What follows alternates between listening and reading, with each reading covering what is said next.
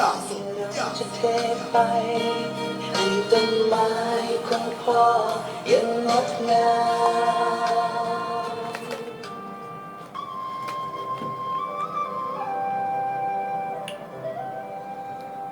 ขณะนี้คุณกำลังให้เกียรติติดตามรับฟังสถานีวิทยุกระจายเสียงสาธารณะเพื่อการเผยแพร่พระพุทธศาสนาและวัฒนธรรมจังหวัดเลย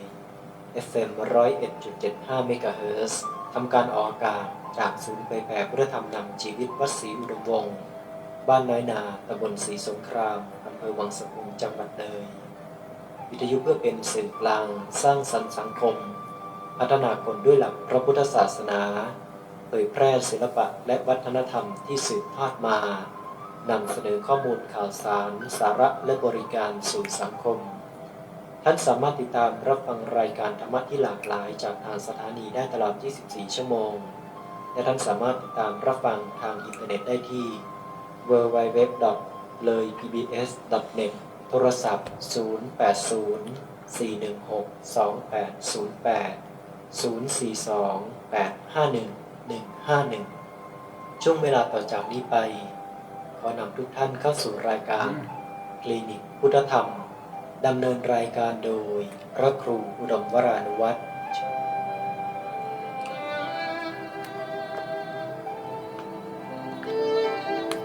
โรคทางกายใช้ยารักษาให้เจ็บป่วยไข้มีโรคภัยใช้ยาแก้แต่ป่วยใจใช้อะไรช่วยดูแลหาทางแก้ลองเข้ามาคลินิกพุทธธรรมจะแจกจ่ายธรรมะให้ถูกโรคจะทุกโศกเศร้าส้อยและหงอยเหงาหมดปัญหาเมื่อหมุนมาหาคลื่นเราเชิญท่านเข้า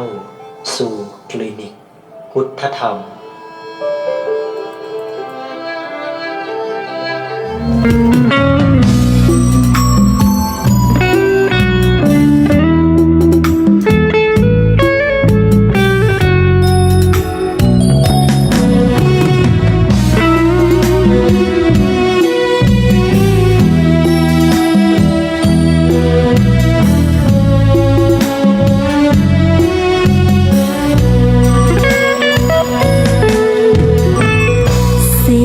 เพลงลอยลิวลัดทิวเขาดงเสียงจากวัดศรีอุดมวงศ์ฝากตามคลื่นส่งลอยมามอบสารดีให้ทำคำจุนชีวาทูลชาติเธอศาสนาสถาบันมิ่งขวัญชาวไทยด้วยใจมุ่งมั่นร่วมกันเถิดทูลสรรสร้างในทางสายบุญเป็นสิ่งคำจุนพาไปพระครูอุดมร่วมสร้างสังคมด้วยใจนำธรรมะมาให้เหมือนส่งยาใจมอบมาวัดศรีอุดมวงศ์เปรียบปานบ้านเมตตาธรรมมีกิจกรรมหวังให้หลักธรรมนำพาปลอบใจไข้ป่วยด้วยอุ่นให้บุญเป็นยารอยยิ้มเต็มหน้าบุญพาให้ใจงดงามด้วยงานการสื่อให้คือสำคัญบอกถามถึงกันและกันให้เป็นแก้วขวัญคุณคำเทิดประเพณีบูชาทั้งวัฒนธรรมให้สิ่งดีงามด้วยธรรมนำคนสุขใจ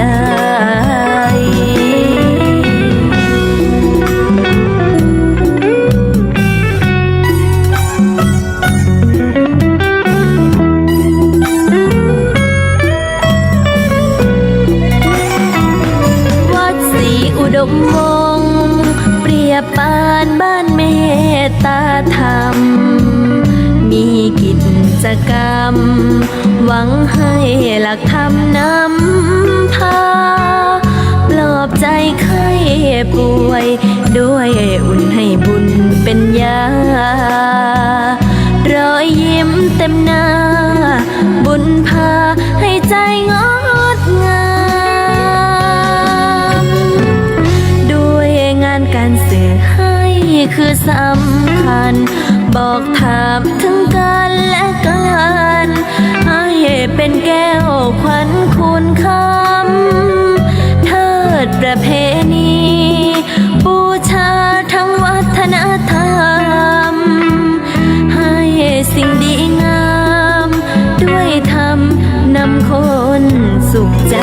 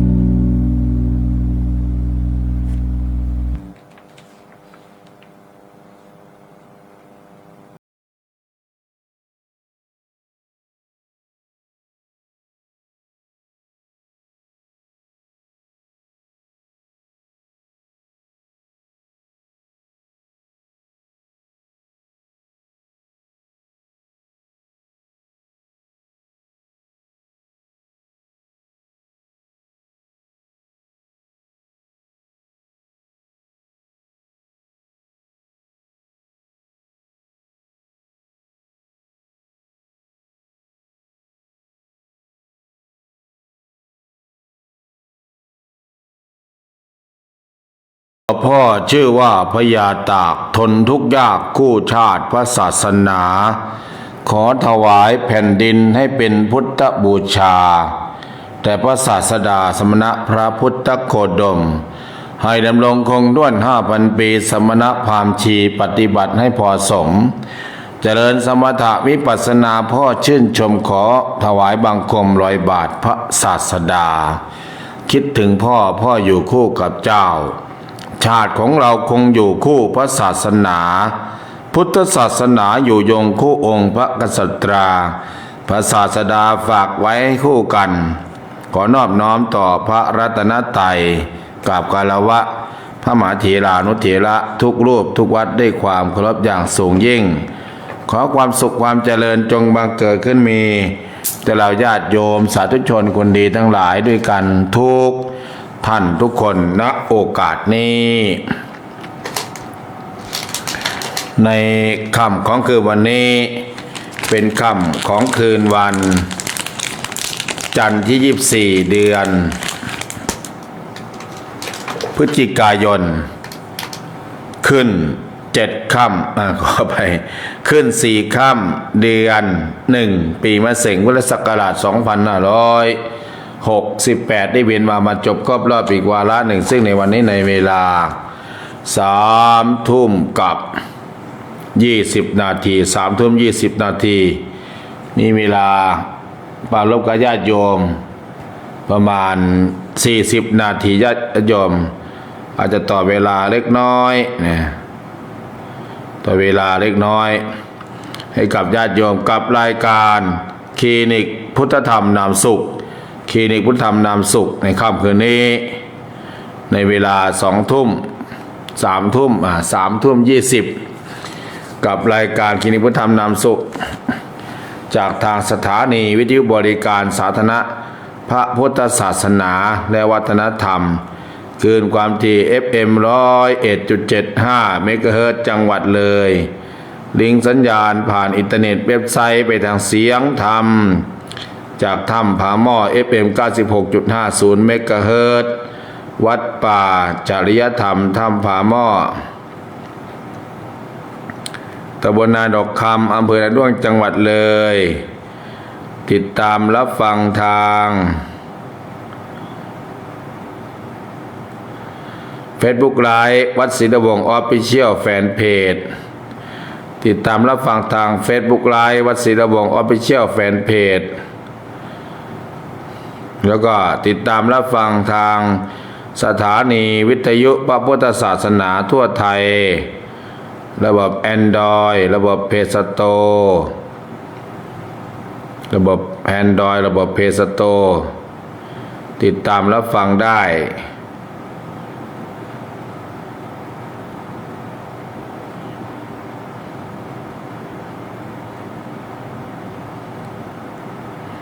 ฮัลโหลพวกข่าว โอกาสจากอาคารมูลที่ธรรมนำชีวิตวัดศรีนวงศ์บ้านในนาตะบนศรีสงครามวังสะพุงจังหวัดเลยหมายเลขโทรศัพท์ก็0930851122 0930851122 โดยอาตมาภาพพระคุณดมวรานุวัตรเจ้าวาดเจ้าสำนักผู้ในการสถานีทำหน้าที่ตรงนี้ฮัลโหลพวกข่าวประชาสัมพันธ์ข่าวสารงานราชการข่าวสารงานพระพุทธศาสนา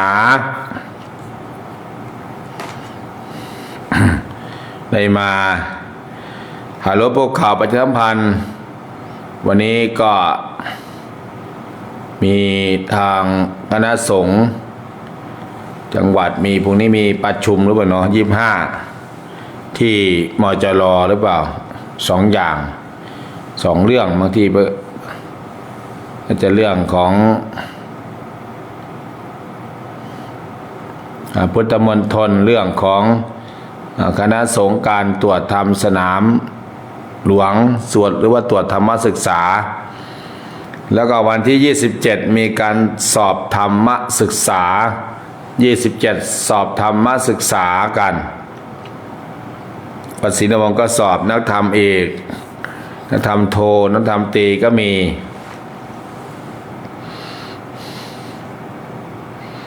ก็วันที่นี้ก็24แล้วเหลือเวลาอีก4วัน3วันนะนับพรุ่งนี้ก็3วันเนี่ยพรุ่งนี้25เหลืออีก5วันเนาะ6วันอีก5วันก็ถึงงานแล้วโยม1 ถึง 10 ธันวาขอเชิญงานคณะสงฆ์จังหวัดเลยร่วมกับหัวหน้าส่วนจังหวัดเลยจัดงานฤดูหนาวปฏิบัติธรรมวันพ่อแห่งชาติวันดินโลกวันชาติไทยวันพ่อแห่งชาติระหว่างวันที่1 ถึง 10 ธันวามีพระคุณเจ้าเข้าอยู่ปริวัติกรรมแม่ออกก็บวชชีพราหมณ์บวชเนคขมมะ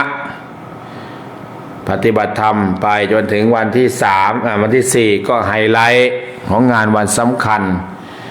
วันสำคัญที่เราทำกันมาทุกๆปี29 ปีแล้วก็วันที่ตั้งแต่วัน24ก็2 โมงเช้าก็เปิดกองการกุศลบูชาที่ดินตารางวาละ10 บาทแล้วก็พระป่าลอยฟ้ากองทุนปฏิบัติธรรมวันพ่อเปิดโรงทานตั้งโรงทานจนถึงเที่ยงถึงบ่ายเวลา 16 นาฬิกากับ16 นาฬิกาเป็นต้นไปก็มีการแสดงจากโรงเรียนต่างๆ17 นาฬิกา 30เตรียมความพร้อมญาติโยมพร้อมที่ลานธรรมเข้าสู่ลานธรรม17 นาฬิกา 59 นาทีหรือว่ากลางๆก็มีท่านประธานท่านผู้ว่าราชการจังหวัดหรือหัวหน้าส่วนราชการจังหวัดมาถึงแล้วท่านประธานในเวทีก็เปิดหรือว่าจุดธูปบูชเทียนบูชาน้ำไตรเปิดกลวยหรือว่าจุดธูปเทียนบูชาน้ำไตรจุดธูปทองน้อยน่าจะ2 ชุดด้วยกันแล้วก็เปิดกลวยผ่านพุ่ม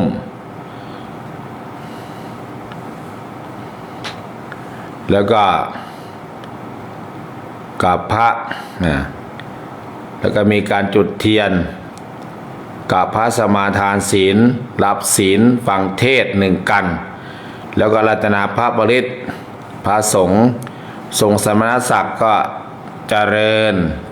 พระพุทธมนต์หรือว่าสวดพระพุทธมนต์สวดมนต์เสร็จแล้วก็นั่งสมาธิภาวนาประมาณ9 นาทีแล้วก็จุดเทียนแห่งปัญญาจุดเทียนระลึกถึงพระบุรพมหากษัตริย์11 พระองค์ พระพันปีหลวง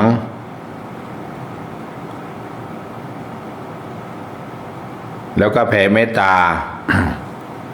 เสร็จแล้วก็ถวายทายทะถวายทอดผ้าถวายผ้าไตรทอดผ้าถวายไตรแล้วก็ถวายชัยธรรมรับพรเสร็จพิธีจึงประกาศประชาสัมพันธ์ให้กับญาติโยมสาธุชนแล้วก็หัวหน้าส่วนราชการจะเป็นอบต10อบตถือว่าประมาณ7อบต3เทศบาลโรงเรียนต่างๆในเขตวังสะพุงของเราแล้วก็หัวหน้าส่วนราชการในวังสะพุงก็ร่วมกันแต่งชุดขาวปกติขาวไว้ทุกข์ญาติโยมก็แต่งชุดขาวปฏิบัติธรรมจะลืมถุงมือถุงเท้าหมวกพร้อมเวลาช่วงดึกๆหนาวอยากกินน้ำชากาแฟน้ำร้อนก็นำมาเองนำมาเพื่อมีน้ำร้อนที่ชงแล้วก็ส่วนกลางก็มีน้ำชากาแฟตลอดทั้งงานนี้ก็รับบริจาคกาแฟกาแฟถุงกาแฟห่อโอวัลตินขิงร้อนขิงผงต่างๆรับบริจาคโรงทานกุดตัวโรงทานข้าวกีจะได้ข้าวกีทั้ง2-3โรงใหญ่2โรงข้าวกีแล้วก็ตอนเช้าฟังเทศแล้วก็ฟังเทศเสวนาธรรมแล้วก็ฟังเทศจนถึงเนี่ยตี5-6โมงเสร็จแล้วก็ทำอะไรตอนแล้วก็ทำภารกิจส่วนตัวถวายข้าวต้มถวายก๋วยเตี๋ยวร้อนๆในเช้าเสร็จแล้วเวลา7 นาฬิกาก็เตรียมใส่บาตรก็มีหัวหน้าส่วนราชการอำเภอมาใส่บาตรแล้วก็ญาติโยมพุทธศาสนิกชนจังหวัดอำเภอวังสะพุงแล้วก็ญาติธรรมที่มาปฏิบัติธรรมใส่บาตรกันที่ลานธรรมใส่บาตรเสร็จแล้วก็ตักอาหารพระคุณเจ้าญาติโยมตักอาหารก็แจกแบ่งปันกันไปช่วงถวายพระตาหารถวายเสร็จก็รับพรรับพรก่อนรับพรแล้วก็จะบิณฑบาตจึงประกาศประชาสัมพันธ์ญาติโยมใส่บาตรที่ลานธรรมสนามหญ้า5 ธันวา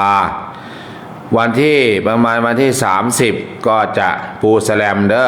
30ปูสแลมวันที่1เต็นท์มาผูกผ้าปักติดธงส่วนเวทีพรุ่งนี้ก็จะขึ้นธงแล้วก็บันไดตั้งแล้วก็วันต่อไปก็ขึ้นป้ายจึงได้ประกาศประชาสัมพันธ์ช่วยกันใครว่างก็มาช่วยกิจอาสาวันพ่อเนี่ยคือไม่ใช่งานของวัดไม่ใช่งานวัดได้เป็นงานระดับตำบลอำเภอจังหวัดเป็นงานจังหวัดเราจึงภาคภูมิใจต้องเตรียมใจพระพุทธเจ้าบอกว่านัตถิสันติพลังสุขขังสุขอื่นยิ่งความสงบไม่มีญาติโยมลองหาความสงบญาติโยมลองหาความปีติเนี่ยมันเกิดจากอะไรบ้าง ลองหาดูสุขจากการมีทรัพย์สุขจากการใช้จ่ายทรัพย์สุขจากการได้เป็นหนี้สุขจากการกินการนอนมันสุขแท้จริงหรือเปล่าจะสุขในการสร้างสรรค์ซึ่งช่วยเหลือประโยชน์ผู้อื่นแล้วจิตอาสานี่สุขบรรดับดื่มด่ำนะโยมดื่มด่ำแล้วยิ่งเราทำงานให้กับสถาบันมหากษัตริย์นี่ชาติพระศาสนาพระมหากษัตริย์ยอมอยู่เหนือสิ่งอื่นใดทั้งสิ้นเพราะนั้นวันที่1 ถึง 10นี่ก็คืองานปฏิบัติธรรมญาติโยมจะมาบวชชีบวชพราหมณ์นำพระคุณเจ้ามาเข้ากรรมพระในจังหวัดเลยจังหวัดหนองบัวลำพูนี่ก็พอแล้วหรือจังหวัดอื่นก็มาก็จะมีค่าถวายสลักพัดข้าพาหนะกับวัดกับวาแบบถึงวัดอย่างแน่นอน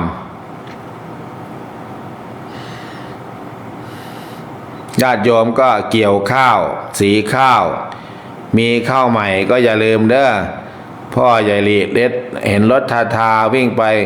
ขอเชิญร่วมปฏิบัติธรรมยกมือดักกวักมาเรียกฝากกล้วยฝากอ้อยฝากข้าวมาเลยเด้อโยมเด้อฝากมาเลยถึงวัดแน่นอนเนี่ยฝากแล้วก็โทรถามอาจารย์นะได้รับหรือยังเจ้าค่าแล้วก็มีข้าวใหม่ก็เอาใหม่มา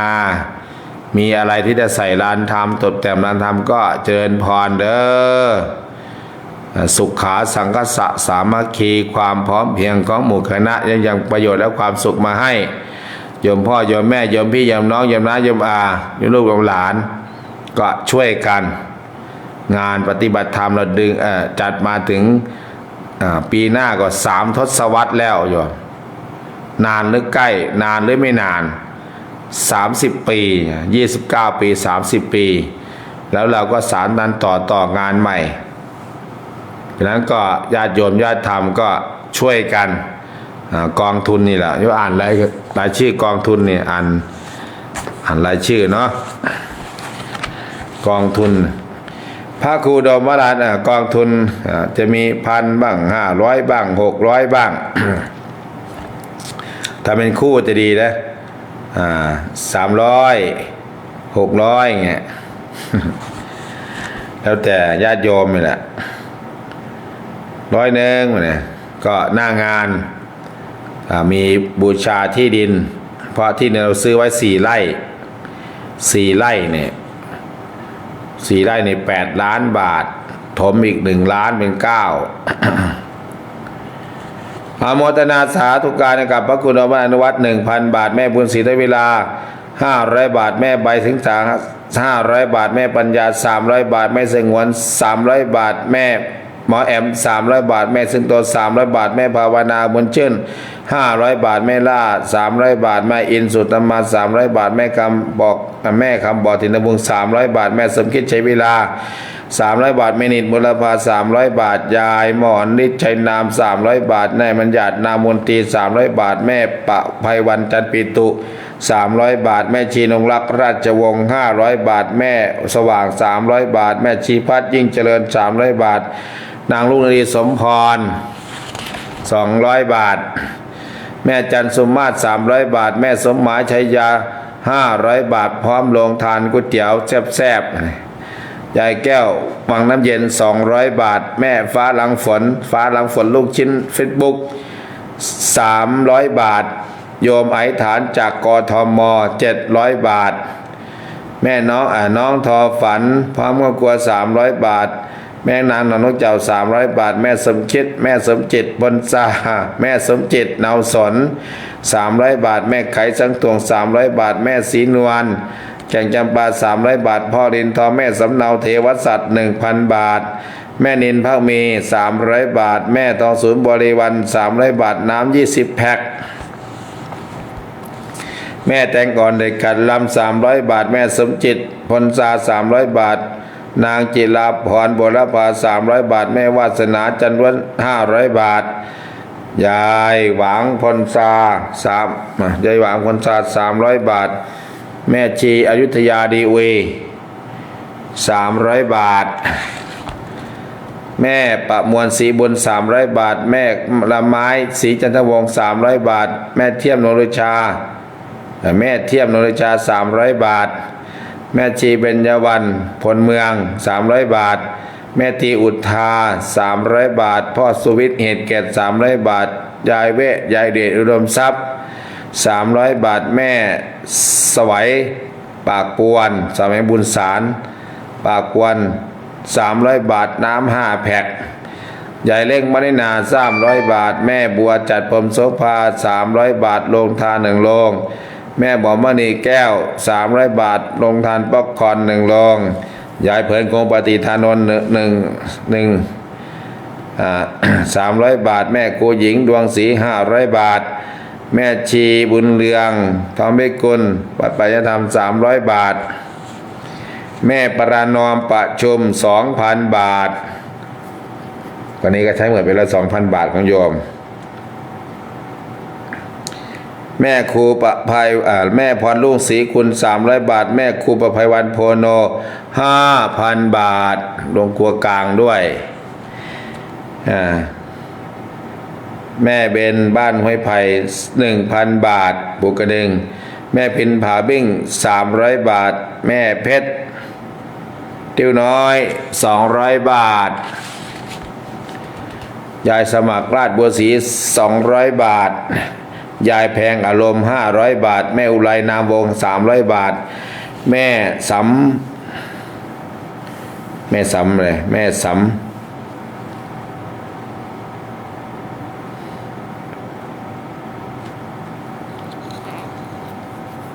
สำรวยสำรานดออูดูพักมีอ่านไม่ได้เลยวันนี้เป็นอะไรอ่านหนังสือไม่ค่อยนั่นแม่ยิ้มจำศักดิ์สลาย300 บาทพระวิชัยจะอนันตโย300 บาทวัดศรีนวงศ์พระมังกรปัญญาพิชิโรสวัสดิ์ศรีนวงศ์300 บาทแม่เสียนแสงขาว300 บาทแม่รัตดาพรบุรพา300 บาทแม่ยุ่นปีมาน้ำห้วย300 บาทพระไกรสอนสุมโน500 บาทแม่เตียงมนทา300 บาทยายทองดีไม่ใช่ยายทองดีบุรพา300 บาทแม่นีกล้วยแขก300 บาทยายจอมพัสนิท200 บาทแม่นงจำปาสิน300 บาทแม่สุภาพแก่นศิดา300 บาทแม่ภาพขีริศี300 บาทแม่เป๊ปจำมาเทิด400 บาทแม่ก๊อฟบางจันทร์300 บาทแม่ตุ๊กสีสร้อย200 บาทแม่น้องดาววันบวก300 บาทแม่แววสง่าลี200 บาทยายอนงนิตสารทูปุกแต300 บาทแม่นางขันพิทักษ์สิงคาร300 บาทแม่สุภาพพิซซ่านาหลัก300 บาท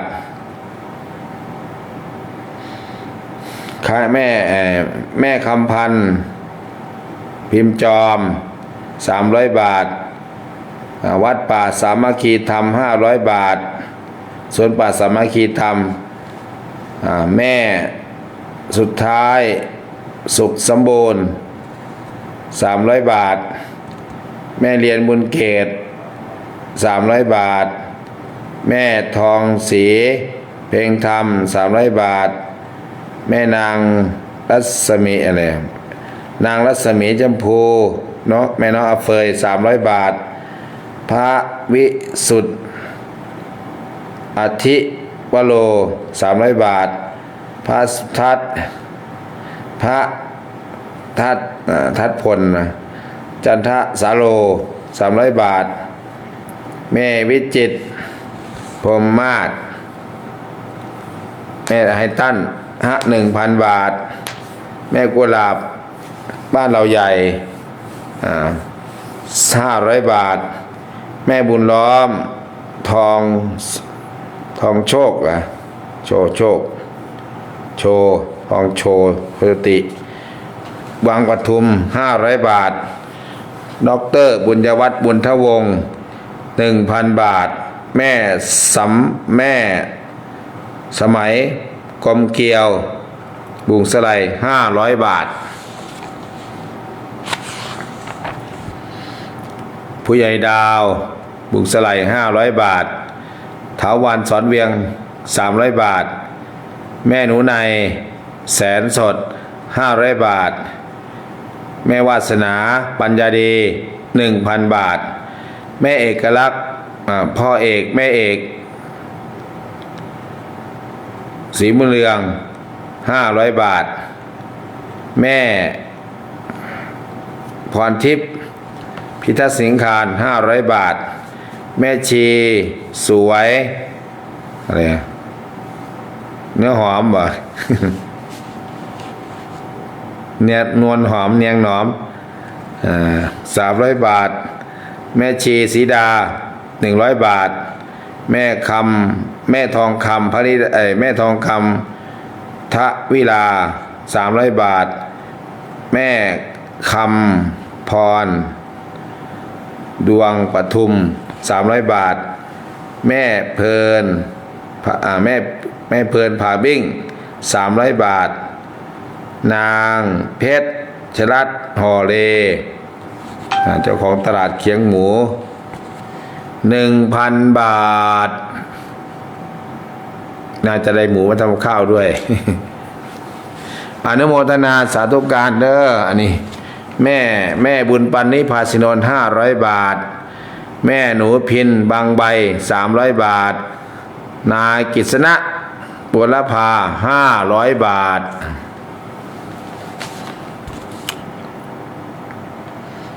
นายสมเด็จละยัน300 บาท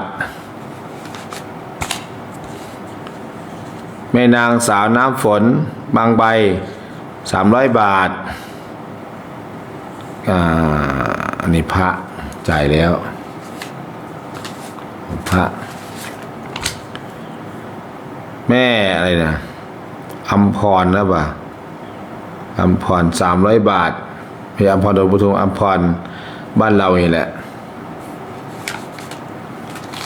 มีใครอีกแล้วครับ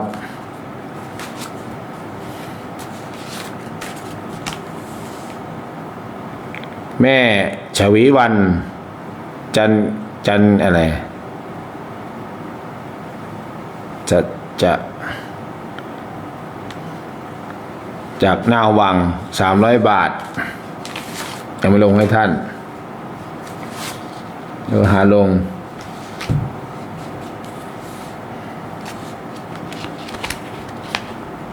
ใครได้อ่านบ้างไม่ได้อ่านบ้างก็ต้องขออภัยด้วยโยมเด้อขออภัยอย่างแรงกล้าเปิดหน้าไม้ญาติโยมเปิดหน้าไม้มีแม่เลยแม่ขวัญแม่เลยแม่ขวัญเรารวมพุก200 บาทโมทนาสาธุการเปิดหน้าไม้เจิญทาแม่สุดท้ายอาจารย์ขุนเจ้าเจ้าค่ะแม่สุดท้ายฟังอยู่เจ้าค่ะเจิญพรการลาเจ้าค่ะต่อไปแม่อะไรเอ่ยสายว่างแล้วโยมเหลือเวลาอยู่ญาติโยมที่ลงขันได้100 กว่าคนญาติโยม112แล้วประมาณ116 คนก็ให้ผ่าน100แล้วก็200เราเป้าหมายคือถ้าที่จะทำงานได้แล้วเสร็จไม่ต้องอะไรมากมายก็คือ400 คนนะโยม400เจ้าภาพไม่ใช่400 คนนะโอ้แม่ทองไก่เจ้าค่ะฟังอยู่มือนี่ส่วนเหมือนกับแม่ต้องเตรียมอยู่เจ้าค่ะแม่ต้องเตรียมมาแจกใต้ภาพไปดอกสาธุฟังทุกมือหลับเจ้าค่ะฟังทุกมือเจิญพรเจิญธรรมกราบนมัสการพระครูเจ้าค่ะแม่อุเสียกับฟังอยู่เจ้าค่ะบ่ได้ถามข้าวให้ใบเข้าขึ้นเล่าเป็นอ้อให้ใบเอ้ยบ่มีฝนไหลดอกเด้อกราบนมัสการเจ้าค่ะเจิญพรเข้าขึ้นเล่าเห็นเจ้าล้านถ้ำได้ข้าวใหม่ก็เอามาทำไอ้กี่เนาะเอามานึ่งโรยเกลือในงานอากาศเย็นๆแล้วนึ่งข้าว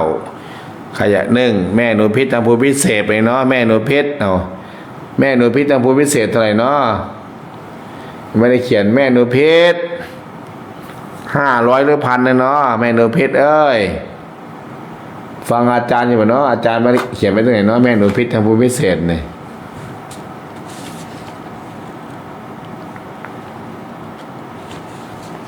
อาจารย์จดไว้ตรงไหนเนาะจดไว้กระดาษไว้ไหนแม่หนูพิษชมพูพิเศษ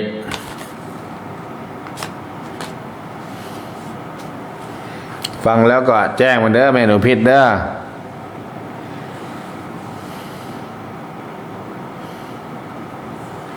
อันนี้หนูเล็กพวงพันธุ์พวงจันทร์อนุโมทนาเด้องานวันที่1 ถึง 10จะถึงแล้วเหลือเวลาวันนี้วันที่4พรุ่งนี้วันที่5หรือ5วันแต่วันที่30นี่29 30ต้องเย็บแสลมนะโยมเด้อช่วยกันเย็บแสลมปรับเตียงสถานที่ญาติโยมบ้านวินาบุญมุ่งสลายญาติธรรมมาร่วมกันเด้อมาช่วยกันจะอาศัยพระอย่างเดียวนี่พระน้อยอย่าเมื่อยเอาสายต่อไปไปไหนเหมือนเนาะข้าหนาวว่ะยายมาช่วยกันจัดรายการมีรายการมีฐานีวิทยุก็ช่วยกันฟังต่อไปก็เกิดครับปุ่งเขาปิดมาไม่มีอะไรฟังเนี่ยเหงาได้ยอมนั่งเซเวนั่งเซเวเดินทางมาเจอพระจันทร์เจ้าค่ะนอนฟังเยอะค่ะหนาวเท่หนาวอ่ะ หนาวจังเลยฟังอยู่เจ้าค่ะโอ้ยจะดูอยู่ทุกมื้อทุกวันนี่เนาะเอาหายทุกข์หายโศกหายโรคให้ไปป่วยก็หายไหนก็รักเพียงให้ตุเจ้าค่ะชวนบ้านชิดเสียบเลยด้มีงานปฏิบัติธรรมปริวัติกรรมที่วัดป่าเทพนิมิตรบ้านห้วยส้มเด้อภูกระดิ่งมีพระคุณเจ้าอยู่ประมาณสัก59 รูปแล้วก็อาจารย์กรรมประมาณ79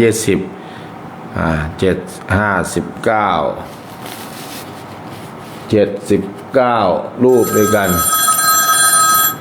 เชิญทกราบวัตการพระคุณเจ้าค่ะจะเป็นแต่วันพึ่ง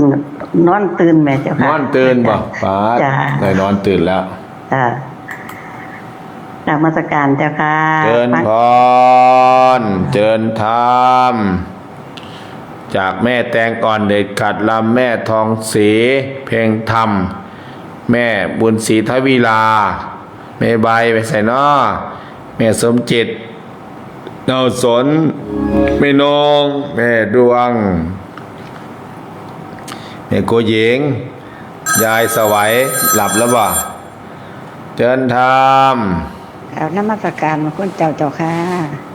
ตั้งอยู่พระท่านรับเจ้าค่ะขามันการล่าเจ้าค่ะเชิญพรเด้อวันที่4เนี่ยเชิญเด้อเชิญที่แจกใบไปน้ำหนาวแม่ทองม้วนเป็นไงเนาะแม่ทองม้วนนี่น้ำหมาภูกระดึงหนองหินผาขาวเอราวัณนาวังนากลางนาด้วงวังสะพุงภูหลวงภูเรือทะเลเชียงคานปักชมสปลาวอำเภอเมืองจังหวัดเลยเชิญธรรมกราบนมัสการพระครูเจ้าค่ะก็ขอสวัสดีญาติธรรมทุกเส้นทุกสายทุกอำเภอทุกจังหวัดทั่วโลกแก่งผลการรับฟังเสียงดังฟังชัดเจนตัวเดชบุญเติมบุญพร้อมเจ้าค่ะฟังอยู่ท่อผาฟังอยู่นี่แหละบ่ไปใส่ตรงแม่บุญศรีเด็กๆคุยกันเนาะพอพูดลงก่อนโอ้โหคุยกันย้ำน้ำดึกแล้วก็ตื่นสายนึ่งข้าวไม่ทันอีกเด้อโอ้ยบ่สายหรอกเจ้าค่ะถึงเวลาก็ต้องตื่นตี 4 ตี 5นี่แหละเจ้าค่ะทำงานข้าวใส่บาตรได้ตวนกันมาฟังเทศฟังธรรมร่วมบุญเด้อเจ้าค่ะชักชวนอวนต้านเจ้าค่ะส่วนกันซุมื้อนั่นล่ะเจ้าค่ะเกี่ยวข้าวเสร็จแล้วล่ะแล้วแต่สิสีเจ้าค่ะอีก2 วันก็ขึ้นเหล้าดอกเจ้าค่ะสีแล้วก็เอาข้าวใหม่มาดมเด้อเจ้าค่ะเมื่อมาสิสีอยู่จัก2 ปุ๋ยนี่ล่ะเจ้าค่ะเสียสีไว้จะกินหอมๆเพิ่นว่าหอมเด้ข้าวใหม่เจ้าค่ะข้าวใหม่หอมๆด้วยแล้วก็เอาไปวัดสิวดมวงพร้อมเจ้าค่ะวัดพร้อมแล้วก็แบ่งปันผู้อื่นกินพร้อมเจ้าค่ะเอาไปแม่ไม้กินพร้อมแม่ไม้กินพร้อมโทษเด้อแม่ไม้มันเจ้าภาพโทษเด้อเจ้าภาพชักชวนอวนต้านเหลือเวลาอีก5 วันก็ถึงงานปริวาสเหลือเวลาอีก9 วันก็ถึง4-5 ธันวาอนุโมทนาสาธุการเด้อเจ้าภาพลงทานแจ้งเด้อเจ้าภาพโรงเรียนเทศบาลก็จะมีโรงทานมีโรงทานเชิญพรกราบนมัสการพระคุณเจ้าเจ้าค่ะแม่น้ำมาก็ฟังอยู่กราบนมัสการลาเจ้าค่ะเชิญพร จากแม่น้องนางหนองนกเจ้า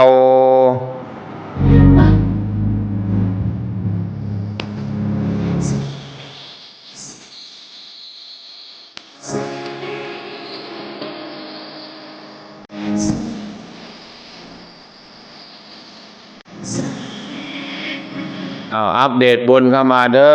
อญาติธรรมญาติโยมพ่อโยมแม่โยมพี่โยมน้องแถวท่าลี่เด้อฟังมาเนาะท่าลี่เนี่ยแถวภูเรือไม่เคยฟังมาเนาะภูเรือเนี่ยช่วงหาของมาใส่งานปฏิบัติธรรมเนี่ยเด้อวันที่4เนี่ยเอามาเลยข้าวก็ดีน้ำก็ดีกาแฟเป็นห่อก็ดีเอามา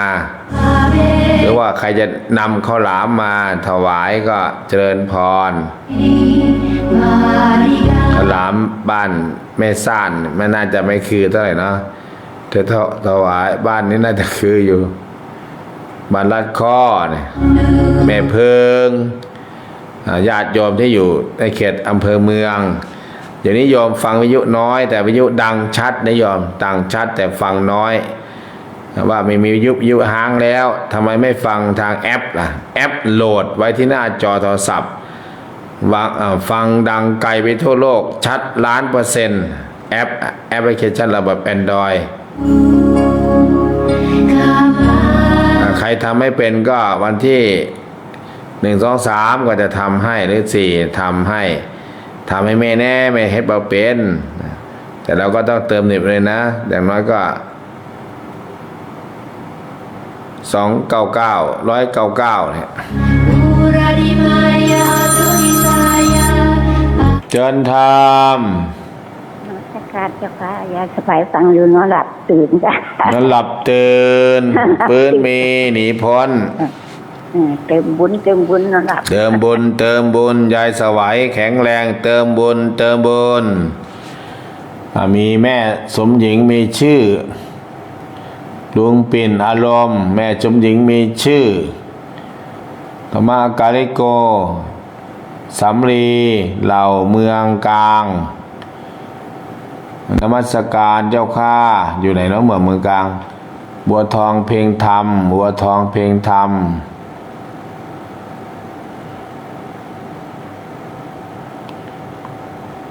แม่บุญเรืองทอมไม่กุลไม่ใส่ไม่ชีไปด้วยล่ะกลัวเขารู้ว่าเป็นชีเปล่ายาย แล้วก็ใครอ่ะเรืองแชร์แล้วเจ้าค่าโอ้บัวทองเพลงธรรมอันนี้ก็มีกี่คนนะบัวทองแต่บุญศรีรวิลาธรรมกาลิโกแม่อะไรอ่ะเอี้ยงรับชมอยู่เจ้าข้าอยู่บ้านลาดว่ะแม่เอี้ยงใช่แม่เอี้ยงวะเนี่ยใส่หมวกเนี่ยเอียงเอียงอเอียงว่ะน่าจะเอี้ยงเนาะอโมทนาเด้อบุญรักษาพลังเงียบพลังส่งเสริมอย่าลืมอย่าพลาดทั้งรถโมบายวิ่งทั้งประชาสัมพันธ์วิ่งถ้าปล่อยก็จะเปลี่ยนดังนั้นก็ใครที่อยากฝากกับข้าวกับน้ำฝากกล้วยกับพ่อใหญ่ลีที่วิ่งไปก็ยกมือดักควักมือเรียกเอาเด้อ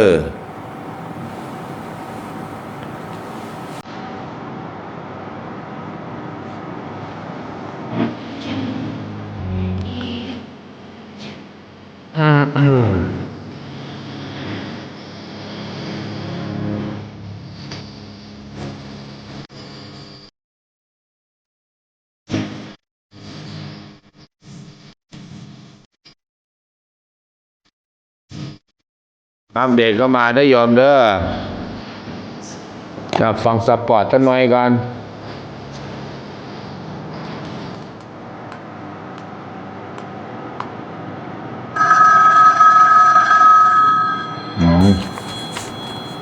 ยายสงวนบ่เจิญธรรม กลับมาสักการะคุณเจ้าจ้าเติมบุญ เติมบุญนะยายนะ สาธุ ผู้รักษา วันนาคุม เอา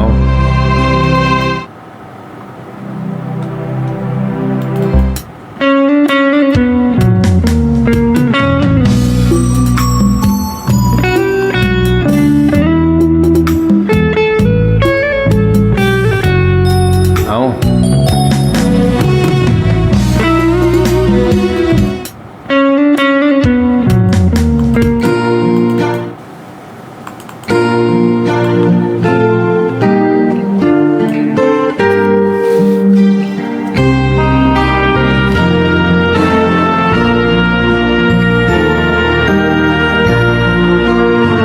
นานมาแล้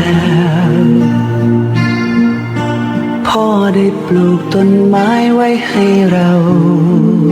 สำนักปฏิบัติธรรม วัดศรีอุดมวงศ์บ้านน้อยนาตำบลศรีสงครามอำเภอวังสะพุงจังหวัดเลย ขอกราบอาราธนา นิมนต์พระคุณเจ้า ครูบาอาจารย์ เข้าอยู่ปริวาสกรรม เจริญพร เชิญชวน สาธุชน ผู้มีใจใฝ่บุญกุศล ร่วมบวชเนกขมมะปฏิบัติธรรม นุ่งขาวห่มขาว ถือศีลแปดประจำปีฤดูหนาว วันกตัญญูวันดินโลกและวันชาติไทย 5 ธันวาวันพ่อแห่งชาติครั้งที่ 29 อยู่ปริวาสกรรมประจำปีฤดูหนาวครั้งที่ 4 ระหว่างวันที่ 1 ถึง 10 ธันวาคม พุทธศักราช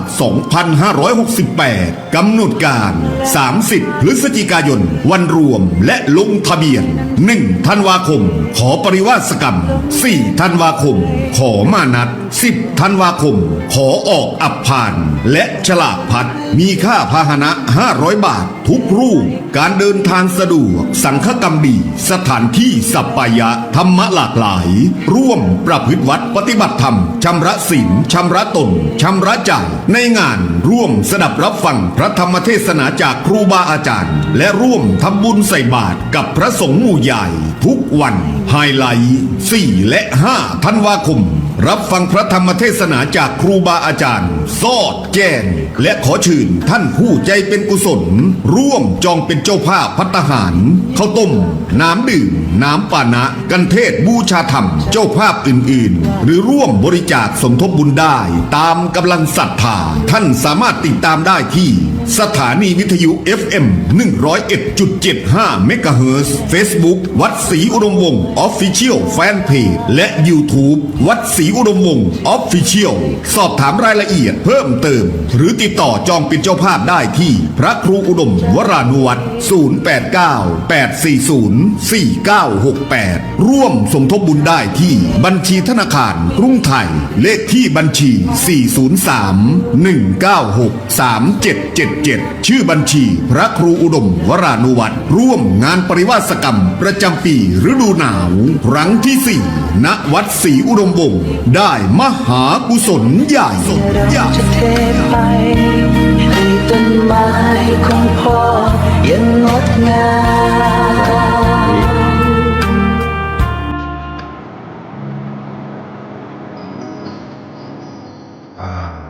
สี่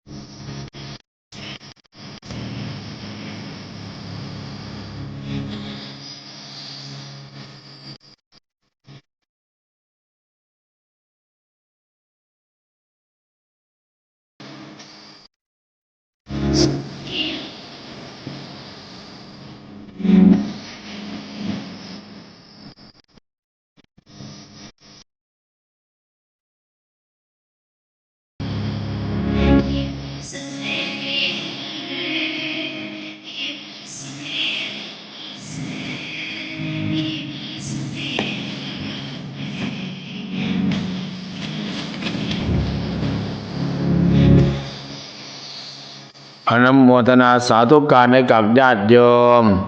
หลับมาแล้วญาติโยม มีใครอีกบ้างเนาะนะญาติโยมสาธุคนทั้งหลาย นางสาวกำลังเขียนหนังสืออยู่116นางสาวเนาะ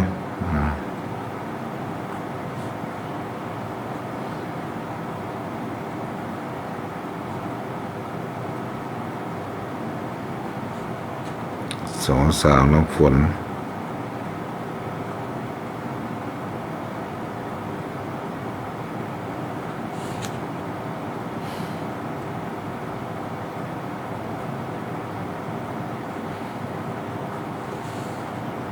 บางใบ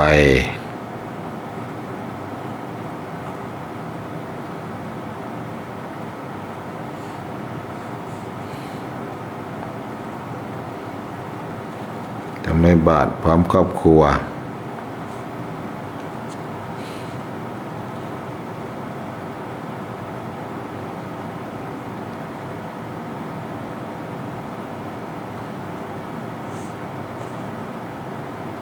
ครอบ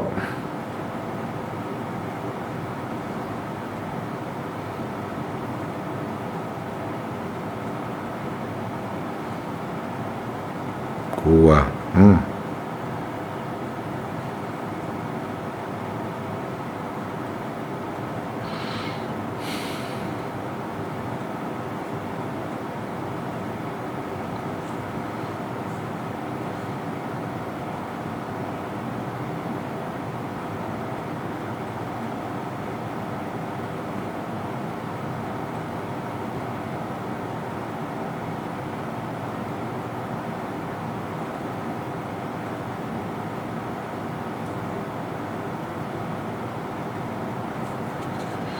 อนุโมทนาสาธุการให้กับญาติโยมที่ติดตามรับฟังกันทุกท่านทุกคนเทินขอโมทนาสาธุการเนาะให้กับญาติโยมให้มีแต่ความสุขมีแต่ความเจริญ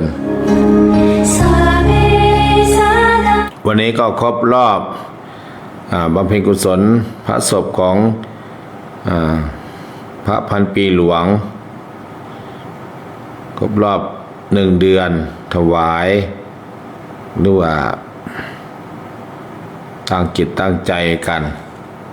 อนุโมทนาทุกคนทุกท่านเทินเจริญพร